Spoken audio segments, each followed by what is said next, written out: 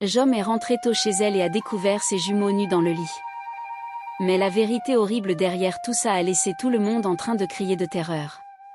Jom avait toujours porté le poids de ses responsabilités en tant que mère, femme et femme d'affaires à Lagos. Ses journées au marché étaient longues et épuisantes, sans lui laisser le moindre répit entre la gestion de sa boutique de tissus et le soin de ses clients.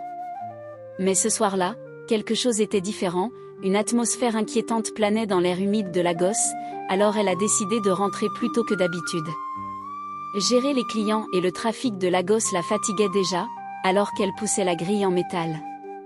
La cour l'accueillait avec un silence inhabituel, tellement différent du chaos habituel des générateurs qui ronronnent et des enfants qui jouent dehors en attendant son retour. Tout était silencieux. En ouvrant la porte de sa maison, elle trouva sa sœur Chola, l'aide toujours fiable, qui avait quitté le village pour venir l'aider avec les enfants. Elle l'attendait près des escaliers, le visage pâle et les mains qui tremblaient nerveusement. « Sœur Jom Moni, il y a quelque chose que tu dois savoir », commença Chola, la voix basse et tremblante. Jumok laissa tomber son sac près des escaliers, un froncement de sourcils sur le visage en enlevant ses chaussures pour soulager ses pieds des talons hauts. « Qu'est-ce qu'il y a ? Que s'est-il passé ? Demanda-t-elle, même si au fond, elle redoutait la réponse. Chola hésita, jetant un coup d'œil par-dessus son épaule pour s'assurer qu'il n'y avait personne d'autre autour. Sa voix était à peine audible. J'étais en bas en train de préparer le déjeuner, j'ai entendu des bruits venant de la chambre de Bom. Je suis montée et quand j'ai ouvert la porte, Bomi n'était pas là. Elle était complètement nue, et Bola était là. Bola s'est levée du lit et a couru dehors dès que j'ai ouvert la porte. Joki fixait sa sœur, son esprit essayant de comprendre ce qu'elle venait d'entendre. On aurait dit que le sol sous elle avait bougé et qu'elle allait s'effondrer. « Tu es sûre, Chola ? T'es vraiment certaine de ce que tu dis ? Demanda-t-elle, sa voix trahissant son doute. Chola était choquée que Jumi ne la croie pas. Avec frustration, elle a répondu « Je suis sûre, je sais ce que j'ai vu et je ne mentirai jamais sur quelque chose d'aussi sérieux. » Son cœur battait la chamade, elle n'avait plus de force dans les jambes pour se tenir debout. Elle s'est assise sur les escaliers. Chola avait toujours été digne de confiance, mais l'image qu'elle peignait de ses enfants innocents impliqués dans quelque chose d'aussi inapproprié, c'était trop à encaisser. Pendant un moment, elle est restée là, à fixer sa sœur, essayant de comprendre tout ça. Jamok pensait, Bola et Bomi n'ont que 9 ans, ce sont des jumeaux, ils sont curieux, mais est-ce qu'ils pourraient vraiment ? Non, ce n'est pas possible. Jamok s'est levée et est montée à l'étage, où elle a trouvé ses enfants. Sur le canapé, assis ensemble, dès que les jumeaux ont vu leur mère, ils se sont levés et l'ont enlacée. Pendant un moment, elle a presque oublié ce que sa sœur lui avait dit à propos des jumeaux. D'une voix calme, JSM a dit « On doit parler.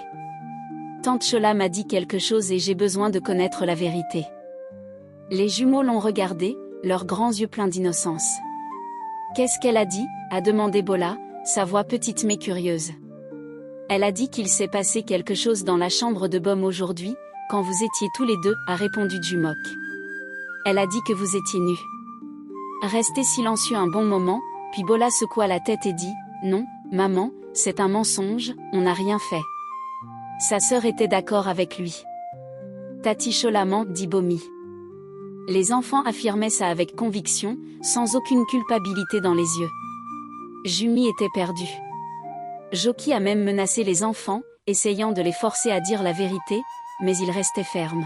« Maman, on dit la vérité, rien ne s'est passé, Tati Chola ment. » Jumi les regardait, ils semblaient si sûrs de leur innocence, mais Chola n'était pas le genre de personne à.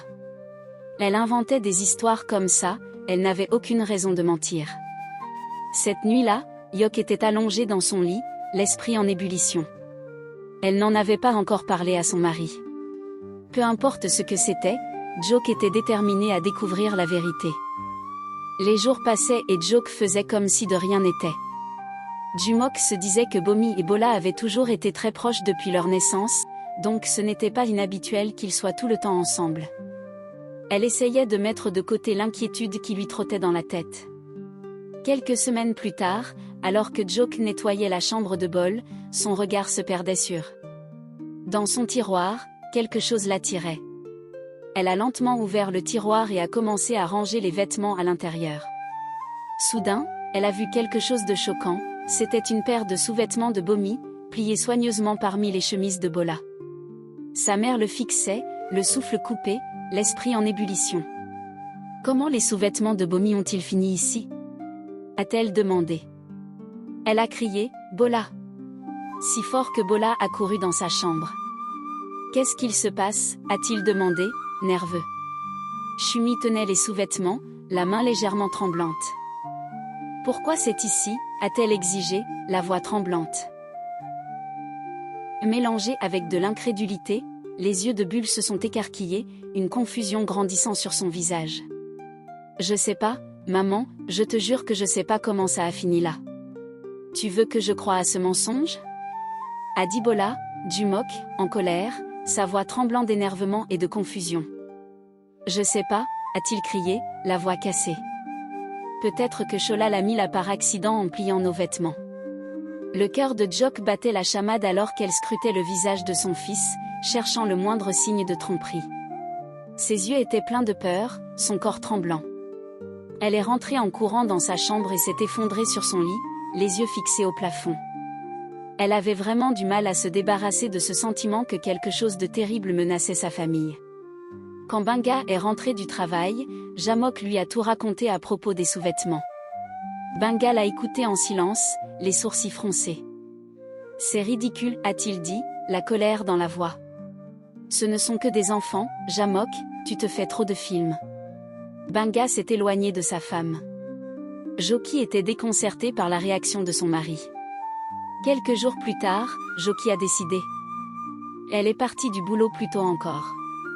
Quand elle est rentrée, la maison était très silencieuse. Elle a posé son sac sur la chaise et a appelé Bomi et Bola, mais aucune réponse.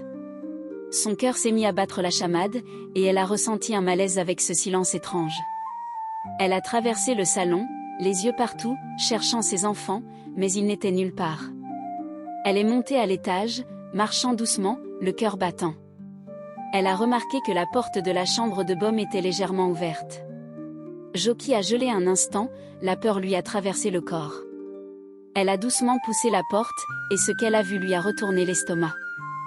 Boli et Bomi, ces beaux enfants innocents, étaient allongés sur le lit complètement nus, leurs corps enlacés d'une manière qui a envoyé une onde de choc à travers tout le corps de Jok.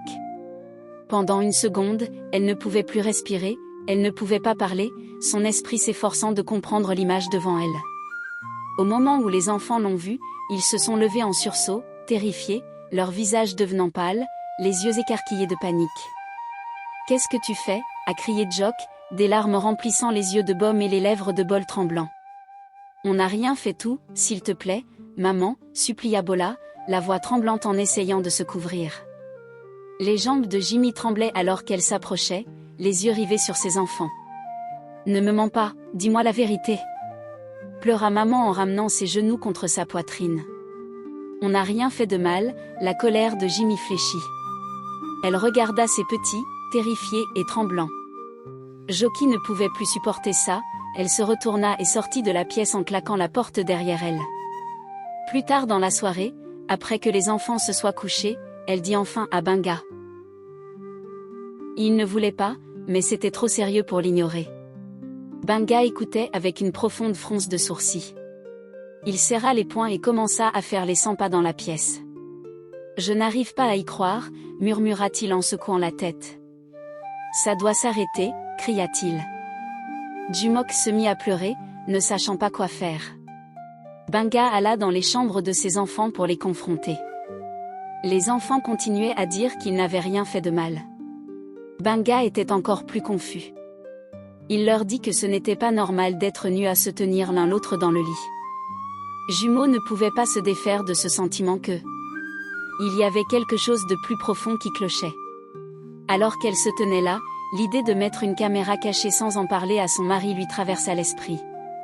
Elle était déterminée à découvrir ce qui se passait chez elle et avec ses enfants. Elle a installé des caméras pour couvrir chaque recoin de leur maison, sans en parler à personne. Un jour, en rentrant chez elle, alors qu'elle montait les escaliers, elle entendit des bruits. Elle s'est faufilée silencieusement à l'étage, en grimpant la dernière marche, la porte de la chambre s'est légèrement ouverte. C'est alors qu'elle vit son mari entrer. Sortant de la pièce, sa chemise à moitié boutonnée, Benga s'est figé en voyant Jumok, les yeux écarquillés de surprise. « Chérie, que fais-tu ici ?» Sa voix était tremblante. Jumok a regardé son mari, le visage en désordre. Ses pantalons étaient froissés et sa ceinture pendait lâchement de ses passants. Elle savait que quelque chose n'allait pas du tout. Elle s'est avancée vers lui, incapable de détourner les yeux de ses vêtements en désordre. Benga a shifté mal à l'aise. Je suis rentrée plus tôt, je voulais juste vérifier les enfants, tu sais, voir s'ils faisaient quelque chose. » C'est fou, dit Jimmy en se précipitant dans la chambre des enfants pour voir ce qu'ils faisaient. Bomi était en train de lire sur son lit tandis que Bola jouait à son jeu dans sa chambre. Les enfants avaient l'air étrange et irréel, elle savait qu'ils faisaient semblant. Jimmy n'arrivait pas à se débarrasser de ce sentiment que quelque chose n'allait pas. Benga, soupçonnant que Jimmy ne croyait pas vraiment à son histoire, lui a demandé « Tout va bien, chérie ?» Jimmy a hoché la tête en signe d'accord. Benga lui a pris les mains et l'a emmené loin de la chambre des enfants. Il a essayé de lui remonter le moral en parlant de sa journée au boulot. Yumi avait proposé de préparer le dîner, mais Jamok était restée très silencieuse. Une fois tout le monde au lit, Yumi a ouvert l'appli caméra pour revoir les enregistrements. En revoyant ce qui s'était passé ce jour-là, elle était choquée, son cœur s'est serré et une frisson lui a parcouru l'échine. Jamok n'arrivait plus à respirer, son corps entier tremblait, et des larmes ont commencé à couler sur son visage. Elle en avait assez vu, elle avait toutes les preuves nécessaires. Jumi ne pouvait pas dormir, elle était assise sur le canapé dans le salon, regardant fixement son téléphone, ses pensées prisonnières d'une boucle infinie de colère et de doule.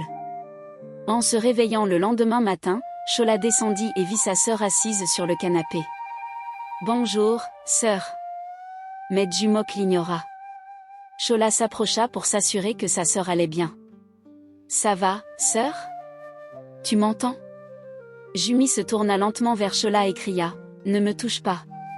Benga entra juste à temps. « Qu'est-ce qui se passe ici ?» demanda-t-il. Jumi se leva, les poings serrés, et s'approcha de Benga avec une colère incontrôlable. « Je vais te montrer ce qui ne va pas. » Elle attrapa son téléphone et...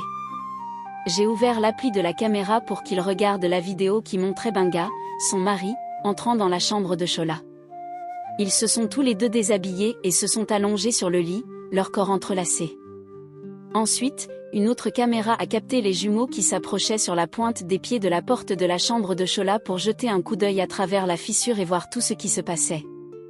Ils ont tous regardé les visages innocents des enfants fixant quelque chose qu'ils ne pouvaient absolument pas comprendre.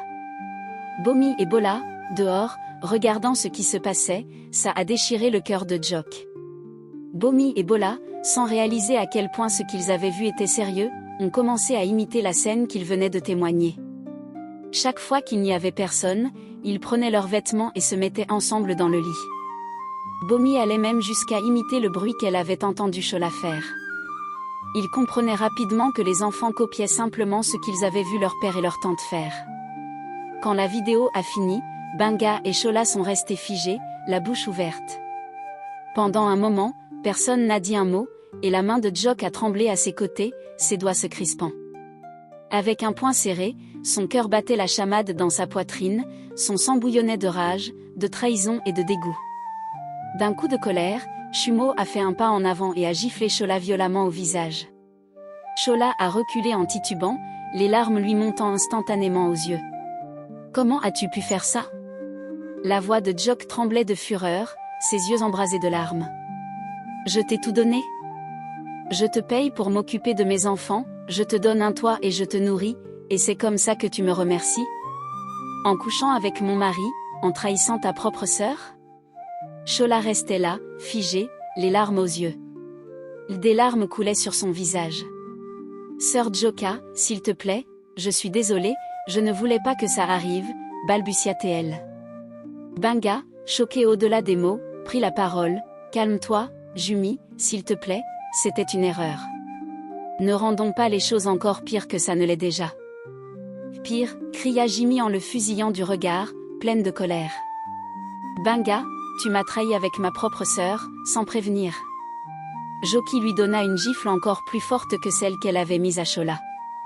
Benga recula, une main sur la joue. Il était tordu, mais il n'a rien dit, parce qu'il n'y avait rien à dire qui puisse réparer ce qu'il avait fait.